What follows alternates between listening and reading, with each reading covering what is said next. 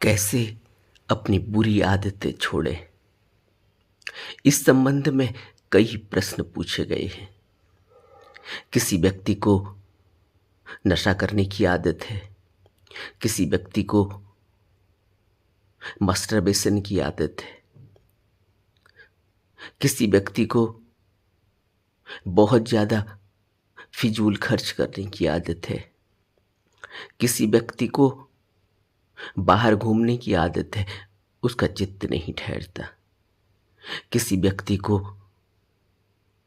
किसी साथी की ज़रूरत है, वह अकेले कुछ नहीं करता। इस तरह के कई प्रश्न पूछे गए हैं कि आदतों से कैसे निजात पाया जाए, बुरी आदतों से। बुद्ध इस संबंध में हमसे क्या कहते हैं, हम इस पर विचार करते हैं और इस अभ्यास को अपने जीवन में उतारने की कोशिश करते हैं। बुद्ध मध्यम निकाय में वितक्क संठान सुत्त में हमें अपने वितर्कों, अपने अकुशल कर्मों, अपनी बुरी आदतों पर किस तरह से नियंत्रण पाना है, किस तरह से उनका प्रहार करना है, इस संबंध में उपदेश दे रहे हैं, अभ्यास दे रहे हैं। बुद्ध हमसे कहते हैं कि कुशल संबंधी निमित्त को मन में करने पर यदि अकुशल वितर्क उत्पन्न होते ही हैं तो उन वितर्कों के दुष्परिणामों की जांच करनी चाहिए। दुष्परिणामों की जांच कैसे करेंगे? अगर बुद्ध ये कह रहे हैं कि अगर कोई व्यक्ति यह जानता है कि वह बुरी आदतों में उलझ गया है, जानता है, मन में विचार करता है कि उसे यह छोड़नी चाहिए, लेकिन नहीं छोड़ पाता, फिर भी बुरी आदतें आगे आ ही जाती हैं, फिर वह कृत्य कर जाता है और फिर पछताता है। तब क्या करना चाहिए? बुद्ध कहते हैं कि कुशल संबंधी निमित्त को मन में करने पर भी, यानी अच्छे विचारों को मन में लाने के बाद भी अगर बुरे विचार हावी हो जाते हैं, बुरी आदतें हावी हो जाती हैं, तब क्या करना चाहिए? बुद्ध कहते हैं कि उन बुरी आदतों की जांच करनी चाहिए, उन बुरे विचारों की जांच करनी चाहिए। कैसे जांच करेंगे? सबसे पहले तो एक विचार है कि यह मेरे विचार अकुशल हैं, यह मेरी आदतें अकुशल हैं, यह जो आदतें, यह जो विचार मेरे अंदर पैदा हो रहे हैं, यह दोषयुक्त हैं, दुखद हैं, इनसे मुझे दुख मिलेगा, इनसे मेरा शरीर, इनसे मेरा चित्त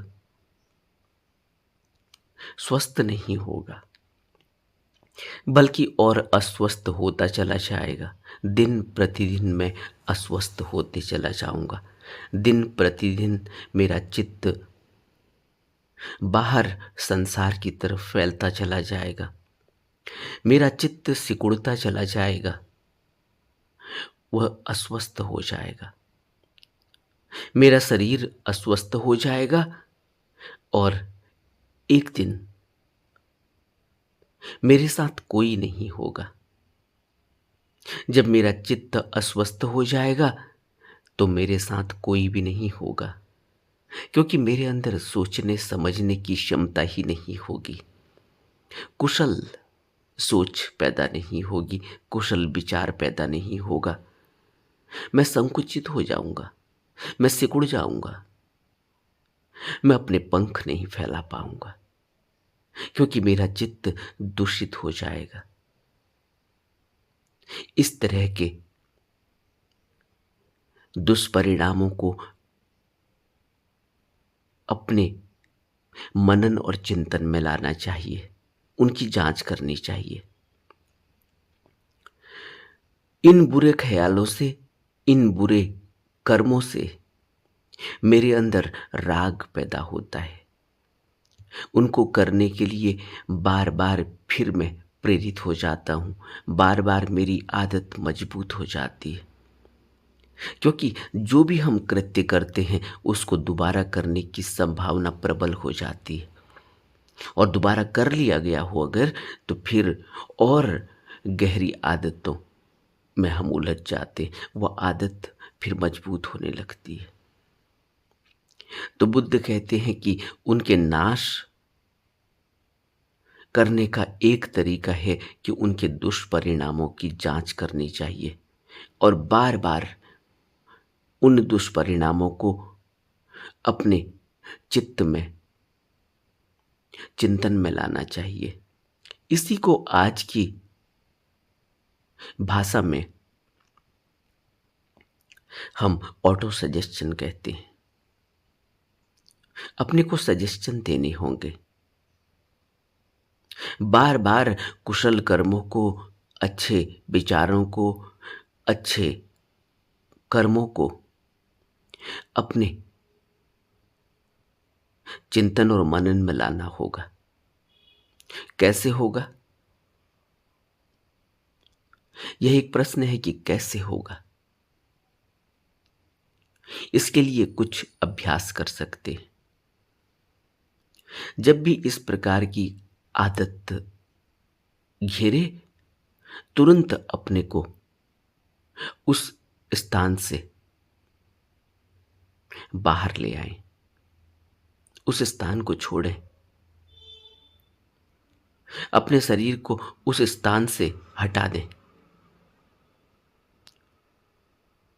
थोड़ी देर के लिए, अगर बैठे हैं तो खड़े हो जाएं, अगर खड़े हैं तो चलने लगें। चित्त बदलेगा और तुरंत जैसे ही वह बुरा विचार, वह ख्याल, वह बुरी आदत आती है, अपने को ऑटो सजेशन दे कि इसके परिणाम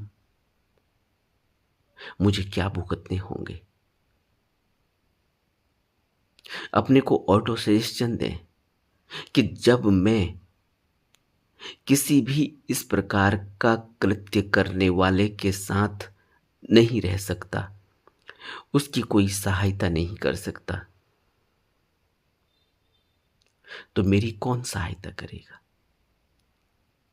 अगर मैं बीमार पड़े हुए व्यक्ति के साथ नहीं रह सकता, उसकी सहायता नहीं कर सकता, उसकी सेवा नहीं कर सकता, तो मेरी सेवा कौन करेगा? कल को मेरे साथ वह होना ही है, निश्चित है, क्योंकि बुरी आदतों के परिणाम तो बुरे ही होंगे, आज नहीं तो कल होंगे ही। अगर कोई खूब सिगरेट पीता हो, खूब शराब पीता हो, क्या परिणाम होंगे? शरीर एक दिन अस्वस्थ हो ही जाएगा, और जब शरीर अस्वस्थ हो जाएगा तो कौन मेरी मदद करेगा?